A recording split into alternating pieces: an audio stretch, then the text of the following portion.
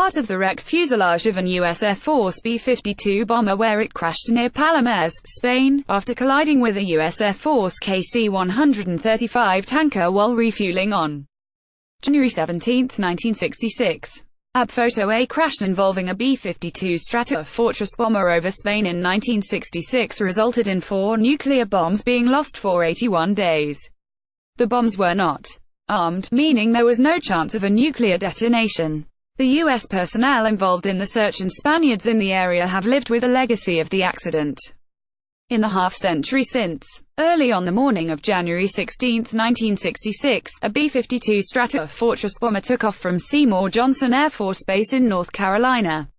The bomber headed toward Europe, where it would patrol near the borders of the Soviet Union with 4 nuclear weapons, part of Operation Chrome Dome, a Cold War program to provide 24-hour rapid response capabilities in case of war. During its return to the U.S. the next day, the B-52 was to rendezvous with a KC-135 tanker for refueling over Spain. Captain Charles Wendorf, the 29-year-old Air Force pilot at the controls of the bomber, asked his staff pilot, Maj. Larry Messenger, to take over as they approached the refueling point. Just after 10 a.m. on January 17, the planes began their approach at 31,000 over eastern Spain. Messenger sensed something was amiss.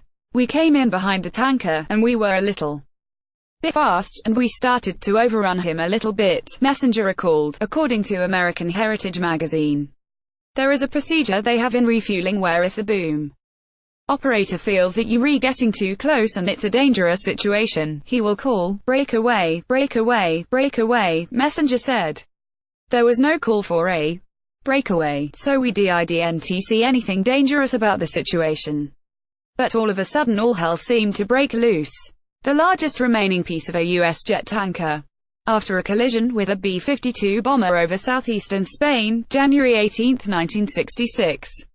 AB photo: the B-52 collided with the tanker. The belly of the KC-135 was torn open, and jet fuel spilled into the tanker and onto the bomber. Explosions ripped through both planes, consuming the tanker and killing all 4 men aboard.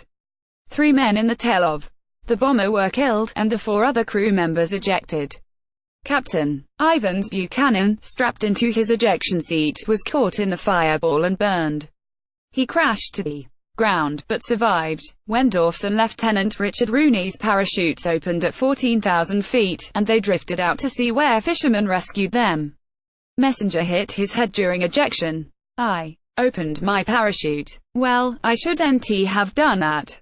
I should have freefalled and the parachute would open automatically at 14,000 feet, he said. But I opened mine anyway, because of the fact that I got hit in the head, I imagine."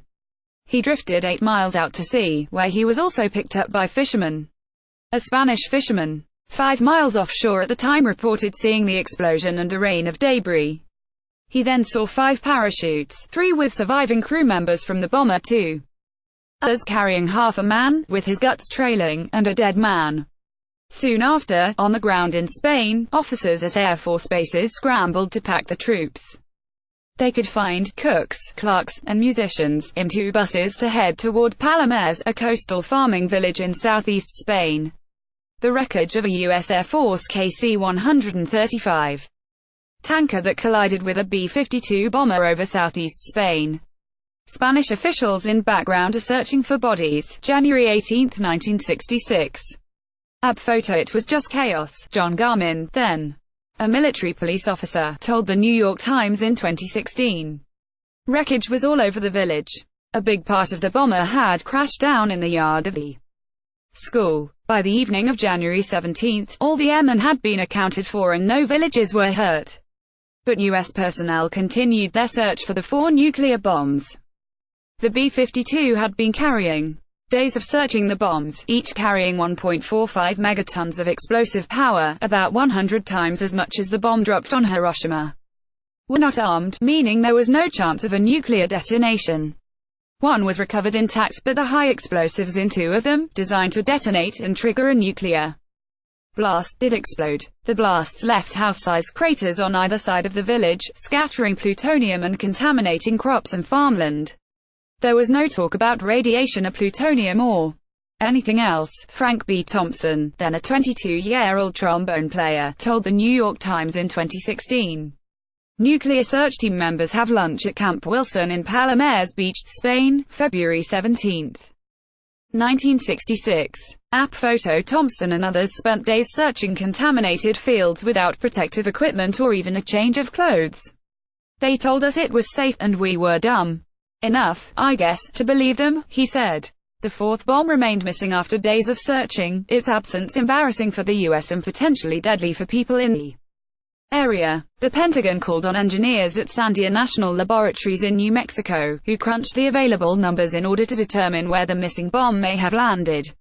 The circumstances of the crash and the multitude of variables made such an estimate difficult.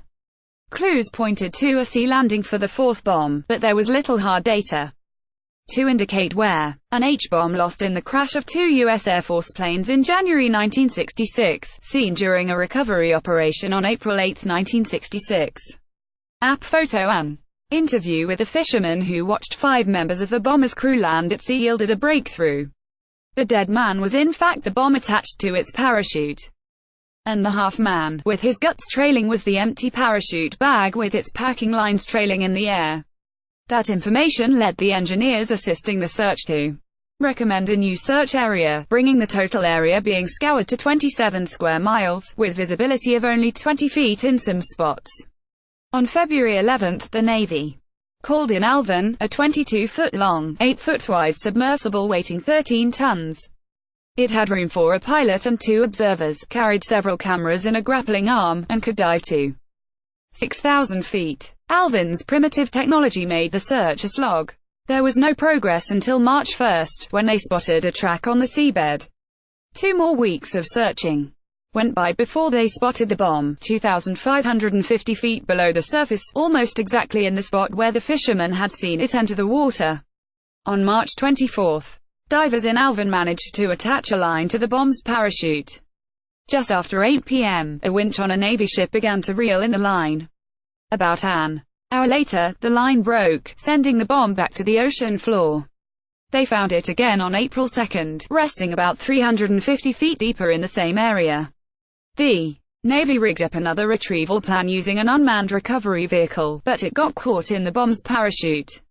On April 7, the admiral leading the search ordered his crew to lift the whole thing. The laborious process that followed, were assisted by Navy frogmen, lifted the missing nuclear bomb to the surface, bringing the 81-day saga to a close. Alvin's pilots became international heroes, but little else about the incident ended so well. They told us everything was safe. US Air Force Maj. General Delmer Wilson, left, and U.S. Navy Rear Admiral William S. Guest at Palomares Beach, inspecting the H-bomb that was recovered from the sea, on April 8, 1966. App photo. U.S. soldiers plowed up 600 acres of crops in Palomares, sending it to the Savannah River Nuclear Complex in South Carolina for disposal.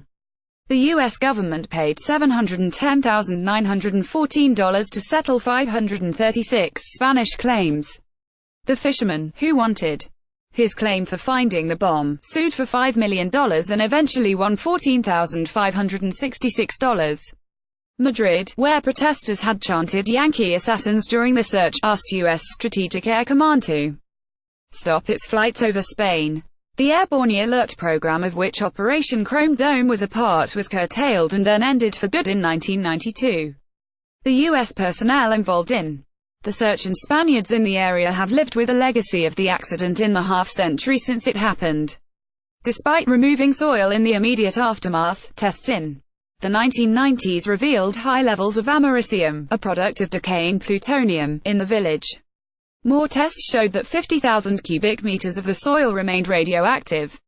The U.S. agreed to clean up the contamination remaining in the village in 2015. Many of the U.S. veterans who assisted the search have said they are dealing with the effects of plutonium poisoning. Linking cancers to a single exposure to radiation is impossible, and there hasn't been any study to assess whether they have an elevated incidence of illness, but in the years since some have been ravaged by disease. An unidentified U.S. soldier looks through the material found after a US B52 bomber collided with a tanker plane during aerial refueling. January 17, 1966. Photo National Archive record administration of the 40 veterans involved in the search who were identified by the Times in 2016. 21 had cancer, 9 had died from it. Many of the men have blamed the Air Force, which sent them to clean the scene with little protective gear and later fed troops the contaminated crops that Spaniards refused to eat. One military police officer was given a plastic bag and told to pick up radioactive fragments by hand. The Air Force also dismissed tests done at the time showing the men had high levels of plutonium contamination. It took me a long time to start to realize this maybe had to do with cleaning up the bombs, said Arthur Kindler, who was a grocery supply clerk at the time of the incident.